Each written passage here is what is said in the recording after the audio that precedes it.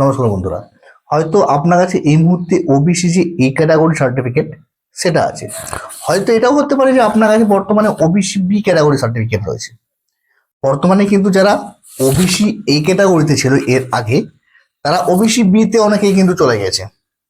আবার যারা ওবিসি বিতে ছিল তারা অনেকেই আবার ওবিসি এ ক্যাটাগরিতে চলে এসছে। এবার আপনি এটা জানবেন কি করে যে আপনার ওবিসি এ ক্যাটাগরি না আপনার ওবিসি যে বি, এই ওবিসি বি ক্যাটাগরি। সেটা জানার জন্য আপনাকে ওবিসি সার্টিফিকেট বা কাস্ট সার্টিফিকেটের যে মেন অফিসিয়াল ওয়েবসাইট, সেই অফিসিয়াল ওয়েবসাইটে ভিজিট করতে হবে এবং সেখানেই যেমনি আপনি ভিজিট করবেন একটা লিস্ট পেয়ে যাবেন। সেখানে কিন্তু প্রপারলি দেওয়া আছে যে আপনি সাব ক্যাটাগরি বা আপনার যে সাব টাইটেল সেই ক্যাটাগরি অনুযায়ী আপনি ওবিসিতে এই ক্যাটাগরিতে পড়ছেন না আপনি ওবিসি বি ক্যাটাগরিতে পড়ছেন। যদি আপনি এর আগে ওবিসি বি ক্যাটাগরি ছিলেন, এখন বর্তমানে ওবিসি বি ক্যাটাগরিতে রয়েছে, তাহলে কোনো সমস্যা নেই। বা আপনি যদি প্রথমে ওবিসি এ ছিলেন অ্যান্ড এখনো ওবিসি এতে আছেন, তাহলে কোনো সমস্যা হচ্ছে না।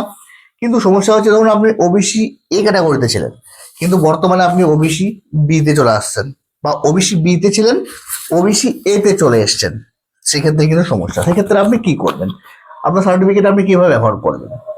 বর্তমানে কিন্তু রাজ্য সরকার ওবিসি বা কাস্ট সার্টিফিকেটের যে পোর্টাল, সেখানে কিন্তু নতুন একটা অপশন দিয়ে দিয়েছে। যদি আপনি ওবিসি যে এই ক্যাটাগরি সেখানে ছিলেন এবং বর্তমানে আপনার সার্টিফিকেটটা যদি আপনার ওবিসি বি ক্যাটাগরিতে চলে আসে বা ওবিসি বি ক্যাটাগরি ছিলেন যেটা আপনার ওবিসি এ ক্যাটাগরি চলে আসে, তাহলে তার জন্য একটা ফর্ম দিয়েছে, যে ফর্মটা আপনাকে ফিল আপ করতে হবে। সেই ফর্মটাতে ফিল আপ করার জন্য আপনাকে কি কি ডকুমেন্টস লাগবে বা কিভাবে ফিল আপ করবেন? প্রথমত, ফর্মটা ফিল আপ করার জন্য অবশ্যই আপনাকে আপনার কাছে আপনার যে ভোটার কার্ড, সেই ভোটার কার্ডটি থাকতে হবে। অবশ্যই একটা আপনার কাছে পাসপোর্ট সাইজের ফটো কিন্তু অবশ্যই থাকতে হবে, এবং তারই সাথে সবথেকে গুরুত্বপূর্ণ একটি হচ্ছে আপনার আধার কার্ড। অবশ্যই আপনাকে আপনার যে আধার কার্ড আছে সেই আধার কার্ডটা লাগবে। এখানে দুটি জিনিসে কিন্তু আপনাকে আপলোড করতে হবে। একটা হচ্ছে আপনার যে ফটো, সেই ফটোটা আপলোড করতে হবে, এবং তারই সাথে সাথে আরেকটা গুরুত্বপূর্ণ জিনিস আপনাকে এবার কিন্তু ইনকাম সার্টিফিকেট, সেই ইনকাম সার্টিফিকেটটা কিন্তু অবশ্যই আপনাকে